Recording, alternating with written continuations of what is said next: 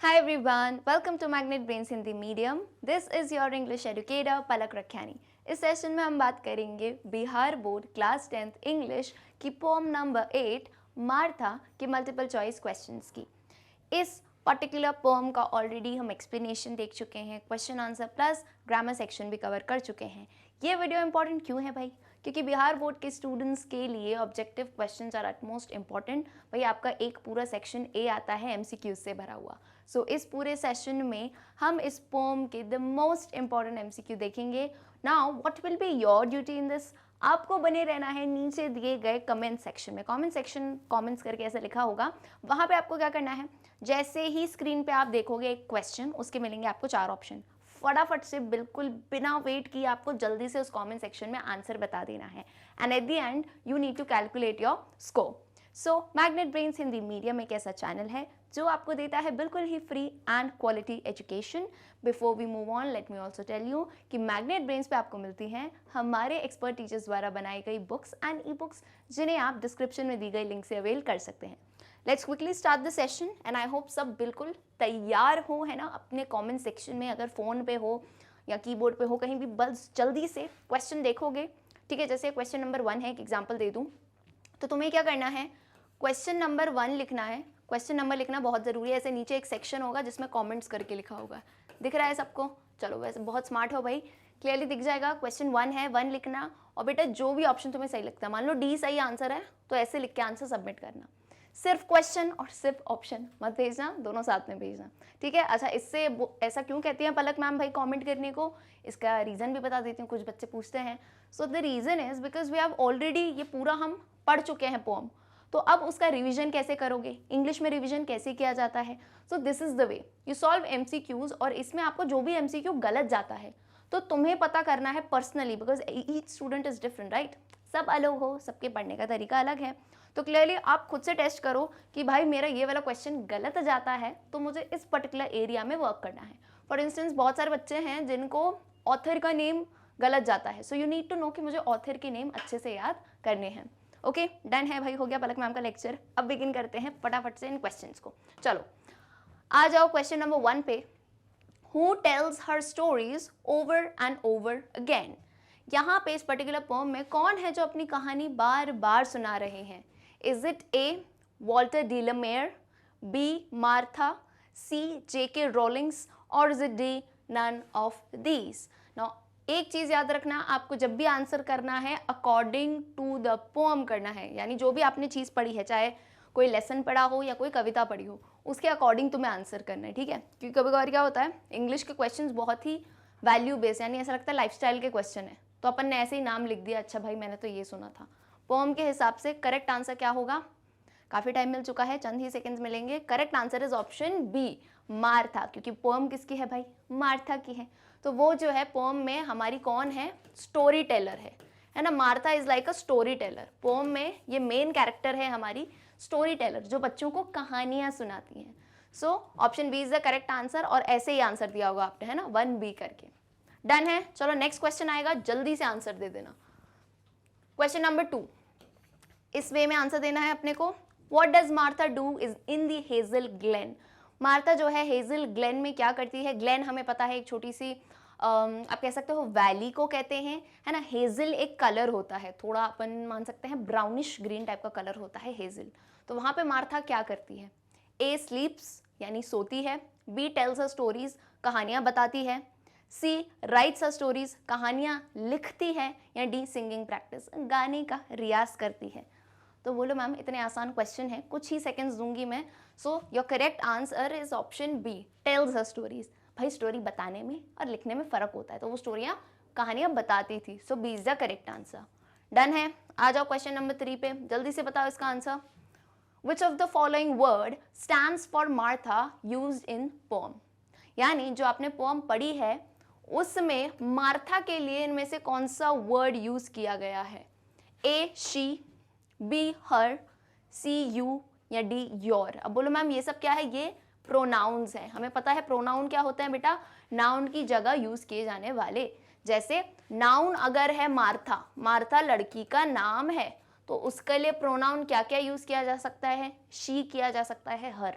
तो अब इसके लिए तुम्हें पोएम पढ़नी पड़ेगी अच्छे से 2 बार।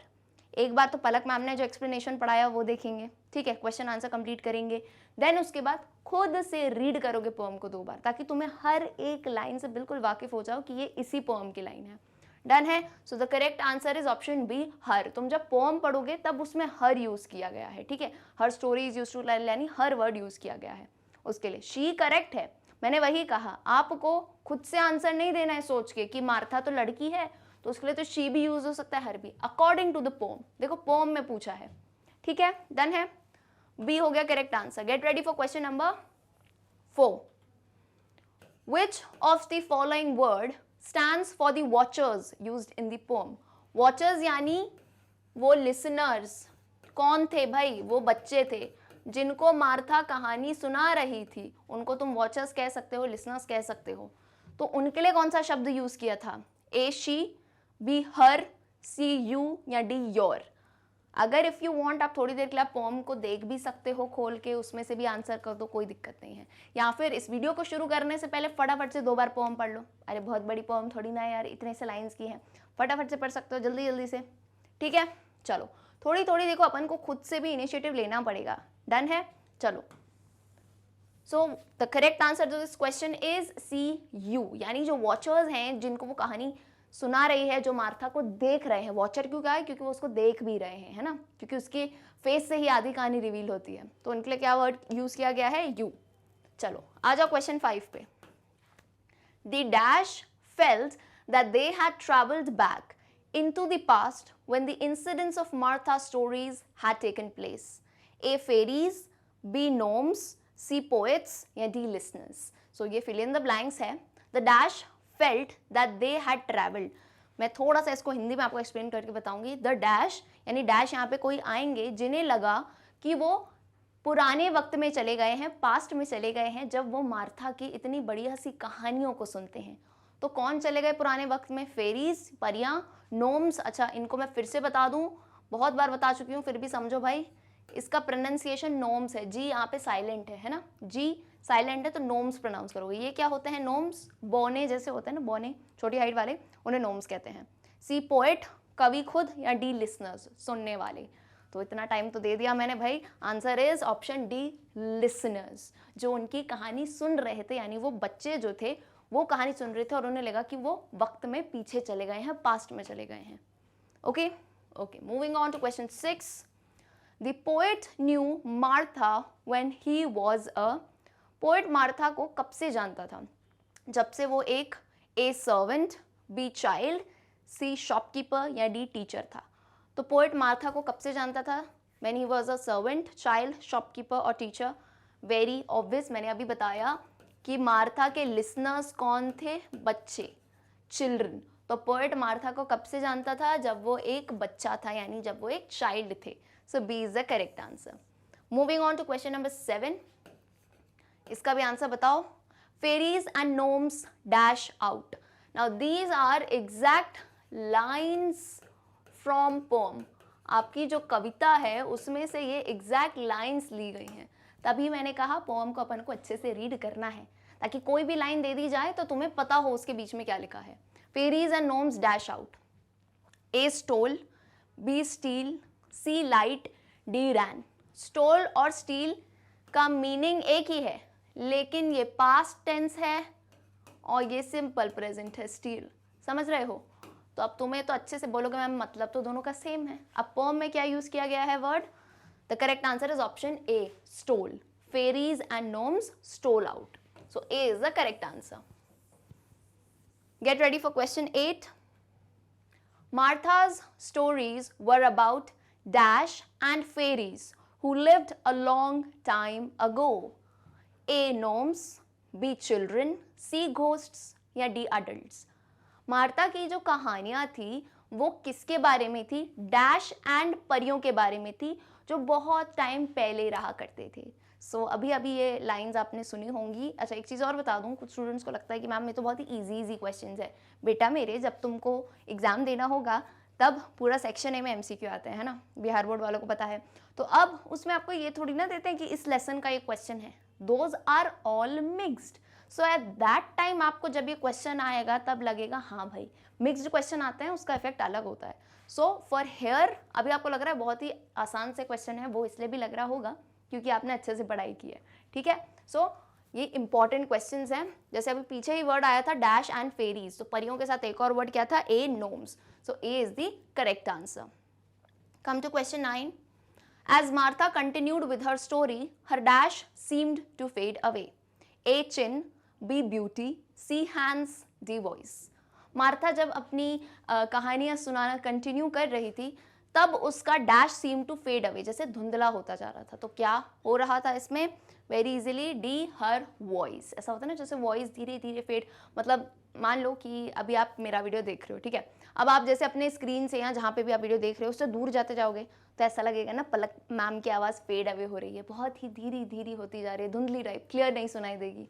ठीक है, चलो question 10. Who has composed the poem Martha? Very important question भाई, पोएट का नाम बिल्कुल याद होना चाहिए, किसने कंपोज किया है, सब जल्दी से आंसर बताएंगे. Is it A Puran Singh, B Lakshmi, C Alexander Pope और is it D Walter de la Mare. तो किन्होंने लिखी है ये poem Martha, Puran Singh, Lakshmi, Alexander Pope और वॉल्टर डी लमेयर. अच्छा, कुछ स्टूडेंट्स को पता नहीं होता कि मैम इसको प्रोनाउंस कैसे करते हैं, तो तुम पहले बोलना वॉल्टर. ठीक है, वॉल्टर तो बोल सकते हो. ये वर्ड कहीं भी आता है ना, तो इसको क्या बोलोगे, डीला, डी लमेयर, एक साथ बोल देना. वॉल्टर अलग से बोलोगे और जैसे मान लो ये पूरा ही सरनेम है तो कैसे बोलोगे, डीला मेयर. ठीक है, चलो. अच्छा, आंसर तो बता दो. बोलोगे मैम जिसका मीनिंग आप समझा रहे थे, प्रोनाउंसिएशन, वही आंसर है. वॉल्टर डी लमेयर ने लिखी है ये पोएम मार्था. चलो, coming to question number 11. Martha used to tell her stories in the hazel dash. A forest, B mountain, C river bank, D glen. Exactly. Poem में से आपको word लेना है. मार्था अपनी कहानियाँ कहाँ सुनाती थी, हेजल. हेजल मैंने आपको बता दिया कैसा एक कलर होता है, ये ब्राउनिश. अगर किसी ने ऐसा आई कलर भी देखा हो या लेंस के यूजुअली कलर रहते हैं, ब्राउनिश ग्रीन टाइप का कलर होता है ये, है ना. तो in the hazel dash, forest, mountain, river bank या glen. So the correct answer is option D, that is Glen, in the Hazel Glen. Coming to question 12. The poem Martha creates what kind of atmosphere? A. Stories, B. Songs, C. Mystery, D. None of these. ये जो pome हमने पढ़ी है Martha, वो किस type का, एक बोलते हैं ना एटमॉस्फेयर, वाइब बना देता है. किस टाइप की आती है उसमें से वाइब, बोलो भाई, पढ़ी थी जब वो पोम. सो स्टोरीज हैं, सॉन्ग्स हैं, मिस्ट्री हैं, D none of these. So the correct answer है सी, मिस्ट्री. मिस्ट्री जैसे बताता है ना, वो जब कहानियाँ सुनाती थी उसका तरीका ऐसा होता था, मतलब इंसान खो जाए, ढूंढता रहे कि क्या चीज़ होने वाली है नेक्स्ट. ठीक है, so C is the correct answer. Coming to question number 13. The listener, the scarecrow are the writings of A. John Lexue, B. T.S. Eliot, C. Elizabeth और is it D. Walter de la Mare. ये दो और writings हैं, ये लिखी गई हैं, यानी द लिसनर एक का नाम है और द स्केयरक्रो. ये इनमें से कौन से जो हैं हमारे राइटर ने कंपोज की हैं, ए, बी, सी या D. So as for now I think it would become a bit easier for you because poem already the है मार्था, जिनके हमें पता है पोएट कौन है. तो उन्हीं का जब हमने अबाउट द पोएट पढ़ा था, है ना, अबाउट द ऑथर करके, अबाउट द पोएट करके, तो उनके बारे में कुछ डिटेल्स दी गई होती हैं. तो उन्हीं डिटेल्स में से हम उनके कुछ और वर्क पढ़े थे. सो लिसनर्स एंड स्केयरक्रो किन्होंने लिखी है, वॉल्टर डी लमेयर ने. ठीक है, चलो let's come to question number 14. In the poem Martha who are staring at ease. जो पोएम हमने पढ़ी है मार्था, उसमें से कौन है स्टेयरिंग यानी घूर रहे हैं मार्था को एकदम आराम से. मतलब जैसे होता है ना, कोई कहानियाँ सुनाती है, जैसे दादी सुना रही है, आपकी मम्मी सुना रही है या दीदी सुना रही है, तो कैसे हम उन्हें देखते रहते हैं, है ना. तो वैसे ही यहाँ पे मार्था पोएम में कौन देख रहे हैं उसे, A Martha, B the poet, C the children, D none of these. So I guess answer is quite obvious. जो उसकी कहानियाँ सुन रहे हैं वही उसे ऐसे हाथ रख के देख रहे हैं. So these R C the children. जैसे आप अभी स्टूडेंट हैं तो आप लोग बड़ी ऐसे हाथ रख के वीडियो देख रहे हैं, लेकिन ऐसे हाथ रख के नहीं देखना है, जल्दी से कॉमेंट सेक्शन में आंसर बताना है. चलो क्वेश्चन 15 पे आ जाते हैं. whom were the children staring at ease. अब देखो मैं पर्पसली कुछ चीजें रखती हूँ, ठीक है. अब जैसे पिछला क्वेश्चन में क्या था, ध्यान दो, ये पूछा था मार्था पोएम में कौन देख रहे थे ईज से, बच्चे. अब हल्का सा ट्विस्ट है क्वेश्चन में, whom were the children staring at ease. अब तुम्हें बता दिया कि बच्चे घूर रहे थे, अब पूछ रहे थे whom were, अब वो किसे घूर रहे थे। सो मेरा ये पर्टिकुलर क्वेश्चन आगे पीछे रखने का पर्पस ये है कि एग्जाम में तुम्हें किसी भी तरह से क्वेश्चन पूछे, बिल्कुल मुझसे पढ़ते हो, गलती करना ही मत, है ना। चाहे whom were पूछ ले या फिर who are staring at his, so you should know the answer, your concepts must be super clear। चलो, so कौन देख रहे किसे देख रहे थे बच्चे? ए मार्था को, B the children, C the book, D none of these. So यहाँ पे आंसर द चिल्ड्रन नहीं कहोगे, यहाँ पे पूछ रहे हैं बच्चे किसे देख रहे थे, तो वो मार्था को देख रहे थे। So A Martha is the correct answer. Clear है? चलो, coming to question 16। Martha's hands were, Martha के हाथ कैसे थे, पोएम में कैसे बताए गए हैं? A clear, B clear grey, C slim या D none of these. So very simple, poem में बताया था कि मार्था के पतले पतले हाथ थे भाई, सो यानी C slim is the correct answer. Question 17। In the hazel glen Martha tells her story to some, A poets, B guardians, C children, D none of these. Hazel glen में Martha अपनी कहानियां किन्हें सुनाती थी? ये question almost answer इसका same है, लेकिन पूछने का तरीका अलग है। पिछला जब क्वेश्चन आया था उसमें हल्का तरीका अलग था, इसमें वे डिफरेंट है, बट आंसर आपको पता रहना चाहिए। C children is the correct answer. क्यों? क्योंकि हमारी स्टोरी के दो ही मेन हीरो हैं भाई। मेन कैरेक्टर्स कौन है? एक मार्था है ना, जो कहानियां सुना रही है, और दूसरे चिल्ड्रन। तो आपकी ऑलमोस्ट पूरी कहानी इन्हीं दो पे सराउंड होगी। और एक आ जाते हैं पोएट, जिनका नाम पूछा जा सकता है। दूसरा ये पूछा जा सकता है कि वो मार्था को कब जानते थे? कब जानते थे? जब वो छोटे थे, यानी when he was a child. समझ गए? चलो आ जाओ क्वेश्चन 18 पे। Our hearts stood still in the dash, A bush, B hush, C push, D rush. वाह भाई, ऑप्शन कितने मजेदार हैं। अच्छा, ये क्वेश्चन, ये जो लाइंस हैं बेटा, ये अगेन पोएम की लाइंस है ना, तो तभी कहा था पोएम अच्छे से पढ़ो, डायरेक्ट लाइन दे सकते हैं। सो आवर हार्ट्स यानी जो बच्चों के दिल हैं, स्टूड स्टिल इन दी, कैसे एकदम थम गए थे, या आखिरी आखिरी की कुछ लाइंस हैं। In the dash, bush, hush, push, rush. So correct answer is B, hush. Hush का मतलब क्या होता है? तुम ऐसे करते हो ना, यानी क्लास में शोर मचा रहे हो तो मैम कैसे कहती हैं? हुश कर लो, यानी साइलेंट हो जाओ। तो our heart stood still in the hush. ठीक है, क्लियर है? चलो, coming to question number 19। Question number 19 पूछता है, what is the colour of Martha's eyes? मार्था की आंखों का कलर कैसा था? A grey, B white, C green या D blue. What is the correct answer? बोला गया था, ऐसी लाइंस थी, she had clear grey eyes. देखो पोएम की पूरी लाइंस याद है, इतनी बार पढ़ो कि लाइंस याद हो जाए। तो उसकी आंखें कैसी थी? Clear grey eyes. So grey is the correct answer. Coming to the last question, question 20। Martha would tell her stories in a dash valley, A yellowish brown, B blackish brown, C greenish brown, D reddish brown। थोड़े confusing हो सकते हैं option, लेकिन अभी पीछे ही जो अच्छे से देख रहा था वीडियो से पता होगा, पलक मैम ने अभी सिमिलर टाइप का एक वर्ड बताया था पीछे, हेजल ग्लेन करके बताते हैं ना, कि हेजल ग्लेन में वो अपनी कहानियां सुनाती थी। तो ग्लेन तो मतलब हो गया वैली, ठीक है, थोड़ा समझदार हो, दिमाग लगाया करो। ग्लेन का मतलब क्या हुआ? वैली। तो हेजल वर्ड का मतलब मैंने बताया था कि एक टाइप का रंग होता है, यूजुअली काफ़ी लोगों की आंखों का भी रंग होता है ना। तो व्हाट इज हेजल? कुछ वक्त दूंगी, जल्दी से बताओ। Yellowish brown, blackish brown, greenish brown, reddish brown. So the correct answer is C, greenish brown. ठीक है, मैंने ब्राउनिश ग्रीन पीछे बताया था, मतलब ग्रीन और ब्राउन का एक मिक्सचर टाइप का कलर होता है हेजल। सो इस टाइप से भी क्वेश्चन पूछा जा सकता है। डन है भाई। सो 20 क्वेश्चंस, आई होप सभी ने अच्छे से आंसर किया होगा। ड्यूटी क्या है भाई तुम्हारी? जल्दी से फटाफट से अपना स्कोर कैलकुलेट करो ईमानदारी से कि कितने आंसर गलत गए हैं, और मुझे कमेंट सेक्शन में बताओ। जैसे किसी के 17 आए हों, सो 17 out of 20, 15 out of 20, 20 out of 20, so on and so fourth. क्यों बोलती हूँ मैं ये करने को? ताकि मैं कमेंट सेक्शन में जब चेक करूँ, सो आई शुड नो कितना प्रोग्रेस कर रहे हो आप लोग। ठीक है, ऑलराइट, चलो भाई स्कोर दे दिए होंगे। So with this we end the MCQs of poem number 8, that is Martha. I hope आप सभी के डाउट्स जो है क्लियर हुए होंगे और एक अच्छी सी प्रिपरेशन हो गई होगी। मैग्नेट ब्रेन्स हिंदी मीडियम एक ऐसा प्लेटफॉर्म है जो आपको देता है बिल्कुल ही free and quality education. And one more thing, these are all our top courses. हमारा चैनल दोनों मीडियम्स में है, English medium and Hindi medium, जहाँ पे हम आपको देते हैं बिल्कुल ही free plus quality education. Books and e books भी आपको मिलती हैं, एंड हमारे सोशल मीडिया हैंडल्स भी हैं जहाँ पे आप हमसे अपडेट्स ले सकते हैं।